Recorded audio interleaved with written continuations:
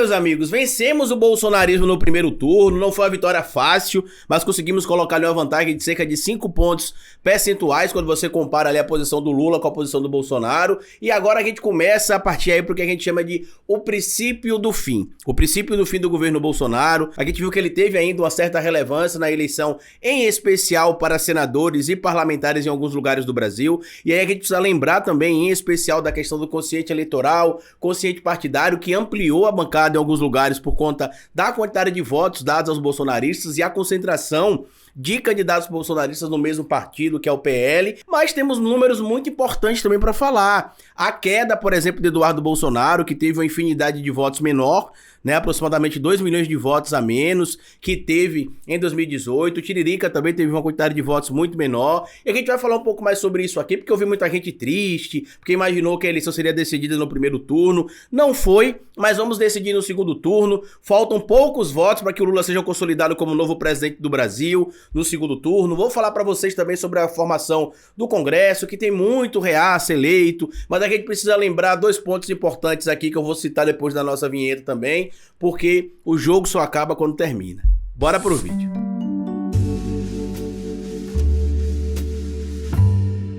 Pois bem, meu povo, antes de seguir esse vídeo eu queria pedir a vocês que deixassem like no começo do vídeo, porque se deixar lá pro final você esquece, e queria pedir a vocês também que colaborassem com o nosso trabalho para que a gente continue ampliando a nossa rede de informação aqui. Queria pedir a vocês também que se inscrevessem no nosso canal novo chamado Folha Democrata. É um canal que a gente tá fazendo agora lives jornalísticas, todo dia 9 da manhã o Pedro Zambarda tá lá, terça e quinta às 19h30 eu tô lá também com ele. A gente tá montando a grade ainda, porque a gente sabe que agora o importante é produzir cada vez mais material para poder disseminar informação correta nas redes, porque independente da vitória do presidente Lula, que tende a acontecer no segundo turno, a gente sabe que o Congresso continua meio reaça. Apesar de a gente ter aumentado a bancada do PSOL, aumentado a bancada do PT, os bolsonaristas mais famosos das redes sociais, em especial, acabaram conseguindo a tal mamata que eles sempre foram contrários, né? Já que agora vão viver sob aí as custas do governo federal, o povo que vai pagar o dinheiro do salário deles. Vamos voltar aqui para entender um pouco sobre essa situação que aconteceu na eleição de 2022.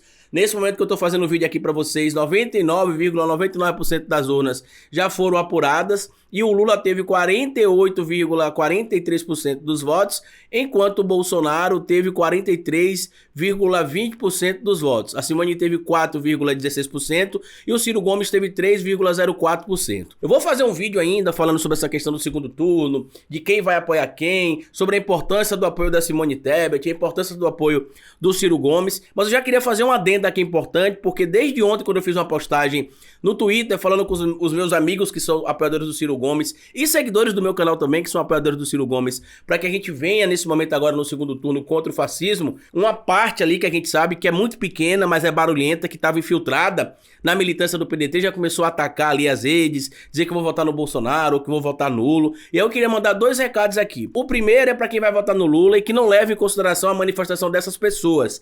Estas pessoas não são ciristas, essas pessoas não são apoiadores do projeto que o Ciro defende, que é o PND. Essas pessoas não se identificam com o espectro de esquerda. Essas pessoas basicamente queriam fazer uma crítica ao Lula, mas não queriam votar no Bolsonaro, porque o Bolsonaro pra eles seria radical demais. E como eles tinham a opção de votar no Ciro Gomes, e eles achavam o discurso do Ciro Gomes um discurso inteligente e coerente, eles decidiram migrar pro Ciro. Tanto que a gente viu na última semana algumas pesquisas ali apontando que em alguns cenários apareceram nessas pesquisas que 40% do eleitorado do Ciro Gomes tinha se declarado de direita ou de centro-direita. Então existe uma parcela moderada da centro-direita e da direita que vai votar contra o Bolsonaro, mas existe uma parcela moderada que não vai votar. Então não achem que as pessoas que estão se manifestando assim nas redes, dizendo que vão votar nulo, que vão votar no Bolsonaro, são apoiadores do Ciro ferrenho. Eles não são apoiadores do Ciro, eles não apoiam o PND, eles basicamente não queriam votar no Bolsonaro porque é radical demais e não gostam do Lula. E como o Ciro era alguém que eles enxergavam uma certa coerência, eles direcionaram o voto para o Ciro. Só que esses indivíduos que também se infiltraram em movimentos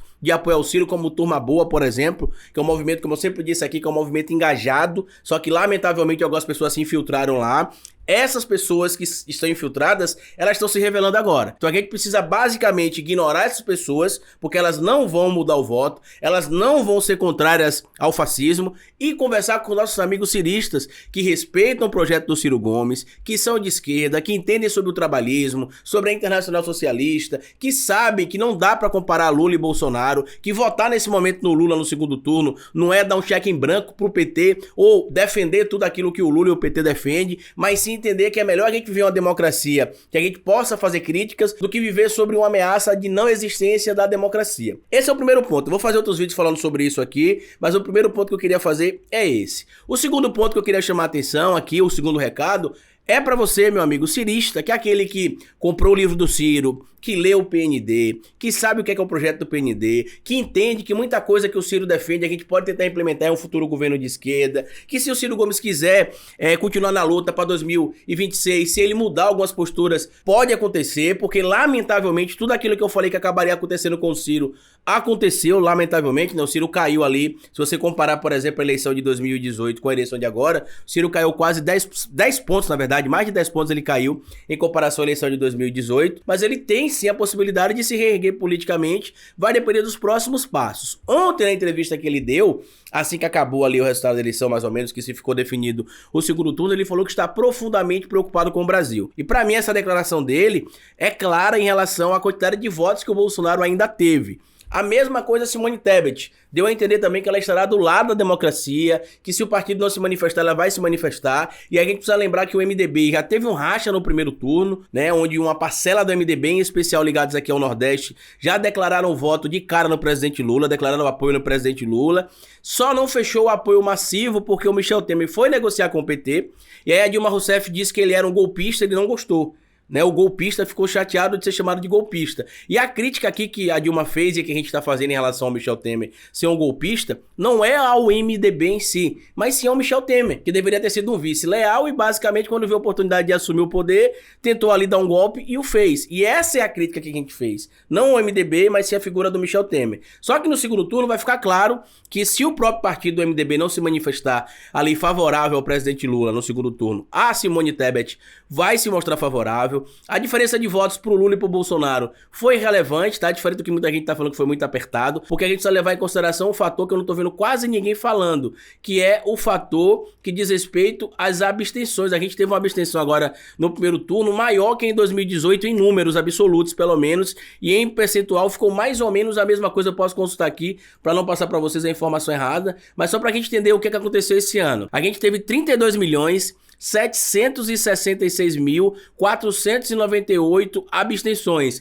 que representa 20,95% dos votos no primeiro turno. Já lá em 2018, no primeiro turno pelo menos, que aqui a gente tem dados dos dois turnos, no primeiro turno de 2018, a gente teve, por exemplo, uma abstenção. A abstenção, para quem não consegue entender, é as pessoas que não foram votar, tá? Não é aquelas pessoas que votaram branco ou nulo, não. São as pessoas que não foram votar. Em 2018, a gente teve 29.941.265 votos de pessoas abstentes não sendo direcionados para ninguém. Ou seja, 20,33% dos eleitores brasileiros que teriam direito ao voto não manifestaram esse interesse. No segundo turno, a gente teve 31.371.704 eleitores que decidiram não votar em ninguém e nem comparecer na eleição, que seria 21,30% dos votos. Só o número do segundo turno aqui de abstenção já foi superado pelo número de abstenção no primeiro turno de agora. E aí a gente não consegue estabelecer especificamente o que foi, mas a gente consegue cogitar o que provavelmente foi. Carlito, o que provavelmente foi responsável pela essa quantidade enorme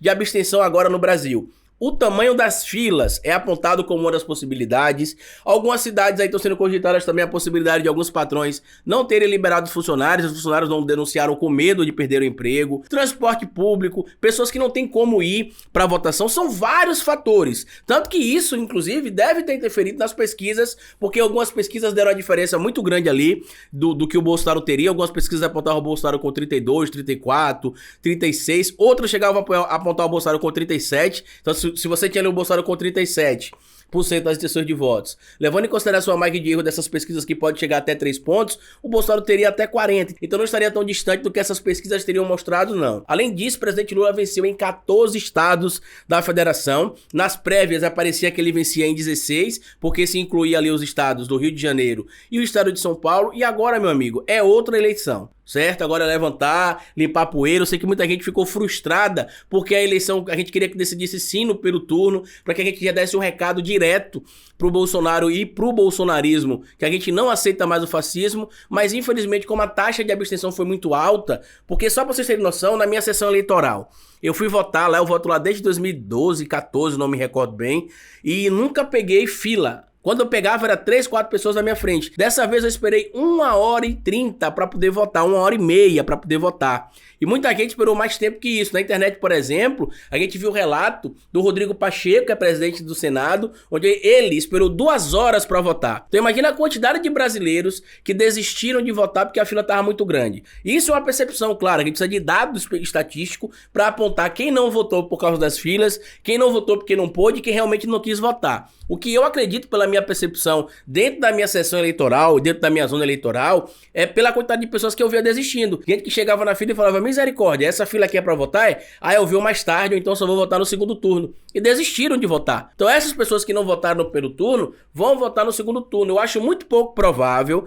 que a gente tenha um número maior que esse de abstenções no segundo turno. Por quê? Porque tá claro pra todo mundo que não dá pra comparar Lula e Bolsonaro. Agora que foi uma surpresa Bolsonaro ter a quantidade de votos que ele teve, foi. E a gente precisa lembrar do voto de Cabresto, né? Em especial no Rio de Janeiro, onde se sabe que a milícia agiu. Só para vocês terem noção, eu recebi uma denúncia ontem de manhã gravíssima, que dizia o seguinte: em algumas sessões eleitorais e zonas eleitorais onde se tinha ali influência da milícia, o que é que a milícia estava fazendo, já que não podia tirar foto? Estava colocando crianças para acompanhar os votantes, para que as crianças vissem em quem essas pessoas votaram. As crianças entravam com o papelzinho, que era a colinha, e ficavam olhando na colinha para poder ver se a pessoa votou no candidato que a milícia mandou. Pode parecer surreal, mas acontece e aconteceu também. Então a gente queria aqui primeiro passar a mensagem para vocês de que tenham calma, não falta muito voto para que o Lula vença a eleição no segundo turno, a gente só precisa melhorar algumas coisas. Eu vou fazer outros vídeos falando aqui sobre diálogos que a gente precisa melhorar. Eu acho em especial que a gente precisa melhorar o diálogo com motoristas de aplicativo em São Paulo em específico, porque a quantidade de motoristas de aplicativo que eu peguei em São Paulo, ou que eu pego toda vez que eu vou, e que declara voto no Bolsonaro, me surpreendeu. E quando você entra, por exemplo, em carros de aplicativo no Rio de Janeiro, em São Paulo, que você às vezes ele tá ligado na rádio, você só escuta eles ouvindo a Jovem Pan. E eu já tinha alertado a equipe do presidente Lula mais ou menos uns 3 meses atrás, para que eles tentassem marcar uma reunião com os motoristas de aplicativos e com entregadores que trabalham para aplicativos. Na época eles diziam que não sabiam como é que eles iam resolver isso, porque realmente era algo muito disperso, é muita gente, não dá para aglutinar todo mundo em um bate-papo só, mas eu pedi para ele pegar alguns exemplos que já tinha acontecido em São Paulo e marcar com algumas associações que representam esses profissionais, porque existem algumas associações, então a gente precisa dialogar também com essas pessoas e dialogar na base.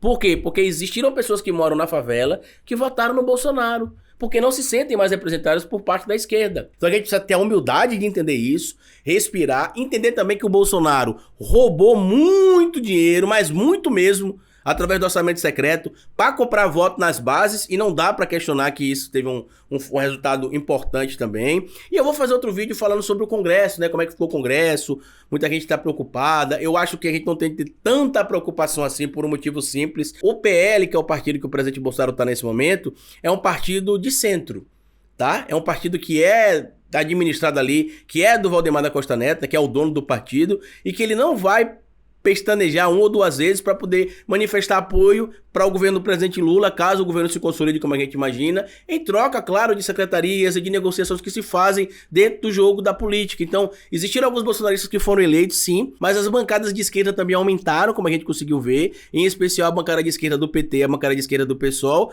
e agora é discutir, meu amigo. É discutir política. Existe a possibilidade também aqui no Nordeste do governo de Sergipe também ser de um governador de esquerda do PT, tá? Que estava na mão do PSD, que é o partido do Kassab. Então vamos lutar para isso aí. Não adianta baixar a cabeça, reclamar. Sei que muita gente ficou triste, em especial porque a gente poderia ter tido o apoio do Ciro Gomes já no primeiro turno, e a eleição mostrou que os votos do Ciro, em especial, poderiam sim ter decidido a eleição no primeiro turno, mas ele não veio apoiar a gente, não foi assim que fez. Agora é dialogar. Não adianta adianta tentar trazer ressentimento, chateações, e também não adianta dialogar com aquele pessoal que eu já falei, que são os infiltrados. Os infiltrados não são os ciristas raiz, que são aqueles que leem o PND, que entendem o projeto do Ciro, que defendem o Ciro porque acreditam no projeto do Ciro. Os infiltrados são aqueles que não gostam do bolso do Lula, mas que não queriam votar no Bolsonaro. E aí encontraram alternativa no Ciro Gomes, mas essas pessoas que vieram votar no Ciro porque não queriam votar no Bolsonaro, no primeiro, não queriam votar no Lula, perdão, e nem no Bolsonaro pelo turno, mas que tinham a ojeriza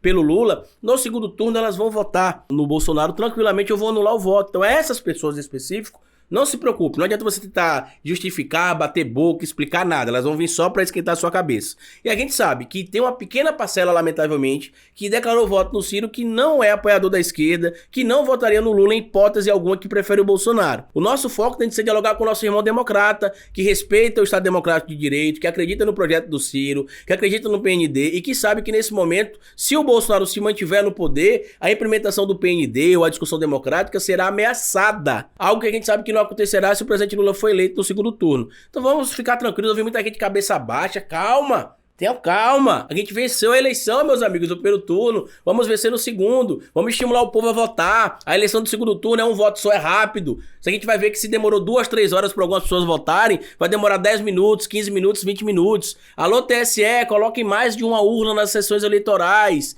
eu já fui votar um período atrás que tinha 2 urnas na sessão, essa vez só tinha uma urna, muita gente reclamou disso, então vamos sim fazer o trabalho de base de militância, vamos respirar, vamos dialogar com todo mundo, vamos buscar entender o que é que aconteceu efetivamente com o resultado da eleição, para a gente poder ali juntar ali o que deu errado e transformar o que deu errado em algo que dê certo e focar em especial nas abstenções, porque um país onde as pessoas não votam, outra pessoa resolve por você, e eu acredito que esse vai ser um dos focos que a gente vai ter no segundo turno, bem como também a região de São Paulo em específico, que pode ser o fator determinante para a eleição do presidente Lula agora no segundo turno. Vamos levantar a cabeça, seguir em frente, já tinha bolsonarista ontem comemorando, aí a gente vai vencer com 60%, e o resultado oficial a gente já viu, né, o Lula 48%, quase 49%, né? E a gente não conseguiu vencer no primeiro turno, mas não tem problema. Vamos levantar a cabeça, só mais 30 dias, lutar, denunciar o que está acontecendo de errado, porque vai ter muita fake news aí, como a gente já deve